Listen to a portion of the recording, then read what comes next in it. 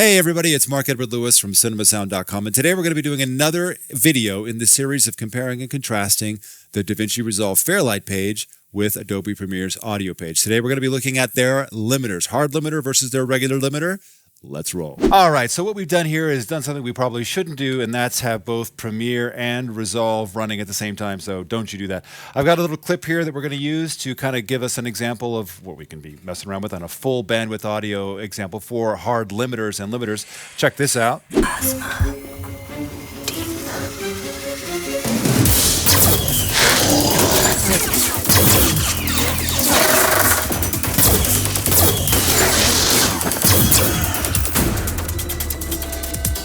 So you can see that we're hitting red, and there's a bunch of issues. This is pre-mastered. But let's see what happens here. So we're going to go to the master output. We're going to instantiate the hard limiter. And again, one of the things we don't like about Premiere is we have to double-click to open a plugin. But this is very simple. Limiters aren't very complicated instruments.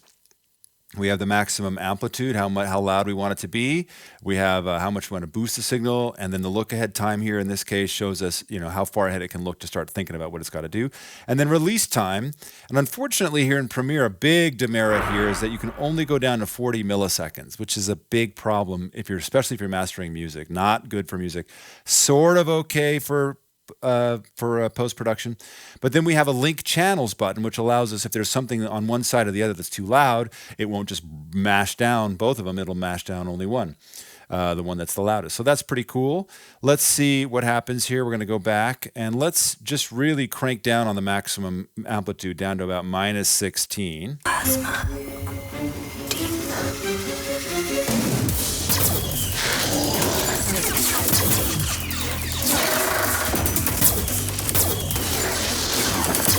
And you can see it's just flatlined, but there's no distortion also, which is really good. But you can hear the pumping that 40 millisecond release time is giving us, which is not that great. Let's go to Resolve.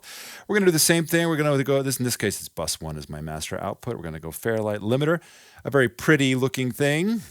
Let's see, am I in the right place? Yes. Same thing. You can have it soft, but it won't be a true hard limiter. And in fact, one of the biggest beefs I have with this limiter we'll show you is that it's not a really true limiter.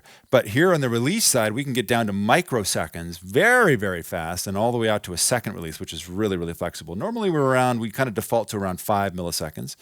And here's our threshold. This is our input. Let's bring this back down to -15, 16, where we had the other one. And unfortunately, we can only bring this to 24, but I mean, honestly, that's not that big of a deal.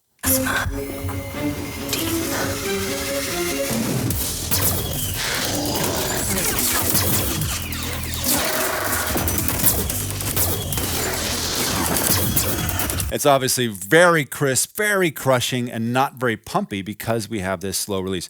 If we bring this up to 40-ish, you'll see, in fact, I think I can double click on this plugin to put 40 in. Oops. Yes, let's check out the difference.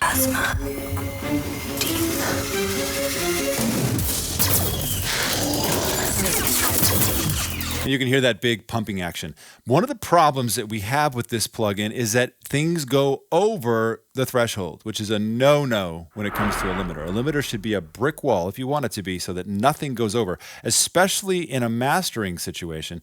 So if I were to make this at -0.1 decibel, a 1/10 of a decibel. Did it do it? Yes. And if I make the release short, I shouldn't see any red lights over here. It should be over. Check it out.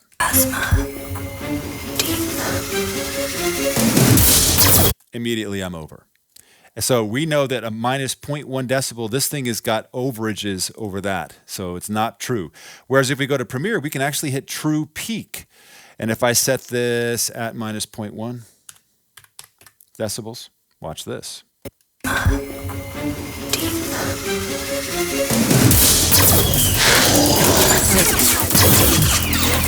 No overs, no matter how loud it gets. It is keeping it right there, nothing going over, and you won't get that call from quality control, which none of us want.